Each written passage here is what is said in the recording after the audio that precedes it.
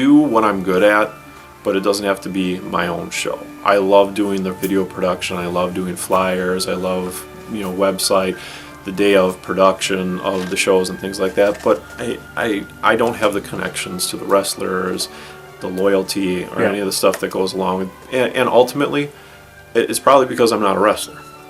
But my biggest criticism of every other promoter in the area is the fact that they are wrestlers. And the only reason I say that is because I have a hard enough time just doing the production of a show on show day alone than just having to wrestle a match on top of that and keeping track of that. I mean, I wrestled that match, against Cross, the career versus hair match at Headlock and Hunger 6. Headlock and Hunger 6. And I was doing the sound, the production, we set it up, did all that, and then worrying about what I'm going to do in the ring with him on top of that, it was nerve-wracking, and I couldn't imagine doing that every single time. So, SSW became a production company just because I think it was just its natural evolution. And I think we tried to do a lot of things that we couldn't maintain for the long term, but SSW has been around for almost 10 years. It's a product. I think next to Great Lakes Championship Wrestling, the initials GLCW, I think SSW is number 2. What do you hope to accomplish with SSW Entertainment? Is I would love to get SSW to a point in time where SSW Entertainment is sort of a go-to service for professional wrestling. If someone wants to run a show, they can get a ring, they can get their audio, lighting. If someone wants to run a wrestling show or run a wrestling promotion, I know how to do it. Yeah. Maybe not booking the guys and that part of it, but if someone wants to run a wrestling event, I know what I'm doing.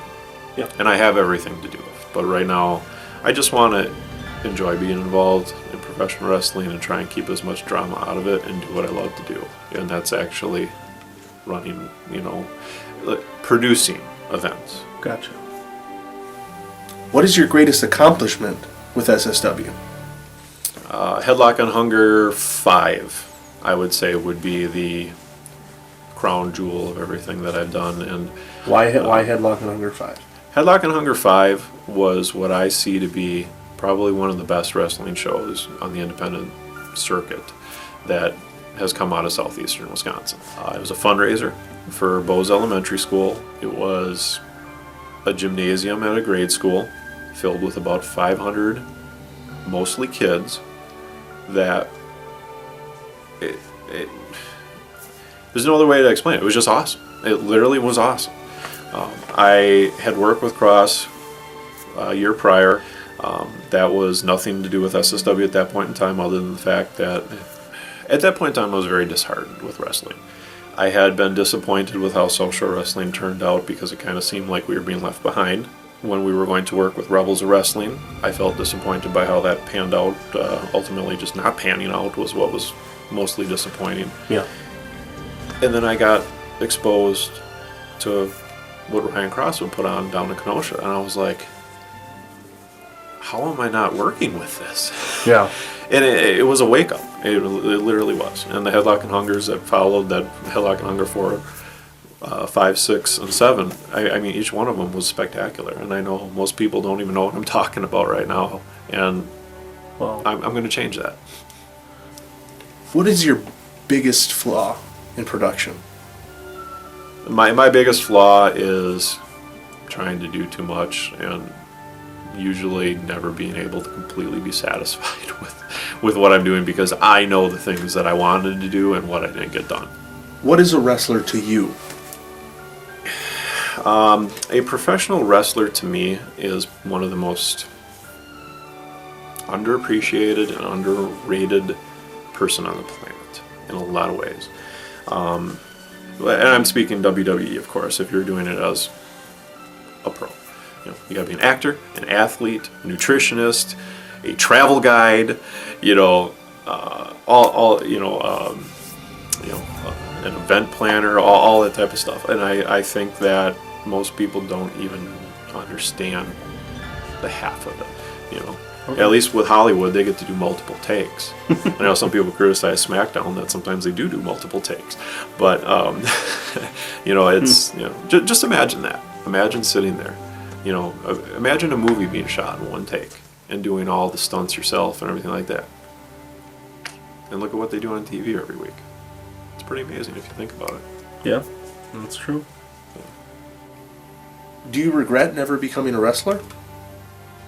I would have loved to be that guy that comes out of the curtain, plays a superstar, goes in there and does what a wrestler does. At the same point in time, though, I don't regret it, because I just think that the potential of ever getting to a point where I'd really have something to show for it, I think doing what I've been doing with SSW and actually being a behind-the-scenes guy has led me to have more of a legacy in the area than having just been like that one kid that, he trained for a little bit, then he was a ref for a little bit, and maybe held a belt somewhere and then disappeared because he broke his leg or something to that effect, and then never did anything else. At least with everything that I'm doing, I can continue doing it. Yeah. And I think time will come back to look and say, SSW, they did something. RJ Daniels, the wrestler, or whatever I would have been called, I think would have been forgettable. Okay. So, all right, now in this segment, we're going to do a little something that every shoot interview does. We're going to do some name association. I'm going to say a name, someone that you know, and I want you to say the first word or, first sentences that come to mind. Ryan Cross. a lot of people think they know him. They don't. I've worked with him for a long time, and I don't know why he's not a national superstar. I've never been able to quite understand it. He's got the look, the charisma, everything. Maybe he just hasn't had his opportunity. Okay. Or something, but why everybody in the area doesn't use him and know him, maybe it's his own choice. But, he's a wrestler. Okay. T.C. Washington. He worked with us at the start when, I don't think anybody else was using him, and I got to see him become probably one of the more influential people in the area. And Milwaukee would be less without him now, definitely. And he's a good guy. Okay. Remy Reigns. He is what people want to see in professional wrestling because he puts on a show. Yeah. He's not exactly the most charismatic when it comes to doing, the talking and things like that. He wants to wrestle. Yeah. And he's a good guy. I've been involved in many shows with him, and he's a consummate professional, and he does a good job. Okay. Vic the Stick Ross. Best manager in the area, bar none. I mean, let's look back to like the Lou Albanos and the Bobby Heenans and everything like that. He knows what he's doing, being a manager, and I think that if he focuses 110% on being a manager, he'd get noticed. Okay. Xavier Mustafa. Big guy. Very big. Very big guy. I remember when he started, and a lot of people scared of him. A lot of people still scared of him. A lot of people still scared of him, but I've gotten to know him over the years. I think him going down to Tennessee was probably the best thing he ever could have done. I wasn't happy that he left, but I think coming back, he's seen a lot more.